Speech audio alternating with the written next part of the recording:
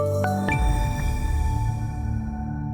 euro currency continues the trend lower, going back to February 25th when we peaked at about 122.43. It culminates in today's new 2021 year-to-date low, down just below 118.15. So a big move, about a 3% move over that 2-week span, continuing to push lower today, same as we saw last week and the week before. So right now, things looking pretty bleak, we'll say, for the euro currency as the dollar continues to pick up strength. The dollar continues to trade stronger as U.S. Treasury yields go higher, taking some of the demand away. But ultimately, we're watching this over the last 2 weeks come lower. It continues to do so today, again, hitting a new year-to-date low just below 118.15. And what has that done to volatility? Well, as we continue to trade within the trend, we've seen volatility go down as well. So late last week, we saw volatility turn south in euro currency. It continued to do that today, which obviously, when we start to see a breakout move, it's odd. Volatility tends to bid when we trade outside of any given range over time. But right now, we're seeing volatility, again, dip lower as prices go lower. And that's interesting given the fact that we have an ECB meeting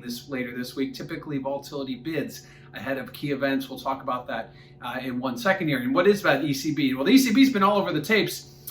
Their pandemic emergency purchasing program that they have put in place since obviously since last spring, they continue to buy bonds, buy European bonds, but they've been slowing their purchases, which some would expect that to go the other way. You'd expect them to see purchases accelerate as yields go higher, because certainly yields aren't going higher in the eurozone because they're anticipating a breakout in their economy like we are in the United States. It's more trailing the United States, and we're seeing yields go up in the United States, and we're getting a similar trade in Europe based on that. But certainly the ECB is going to have to be concerned with that. And later this week on Thursday, we will get an ECB meeting. A lot of questions need to be answered about how they're going to deal with this next bout of higher yields. Will they step up and purchase more assets? Obviously, I just mentioned they've been purchasing less, but they haven't really made a clear statement on that yet. So that will certainly be something that the markets keep on their mind. But again, we're seeing volatility decline ahead of the ECB meeting, and that is not historically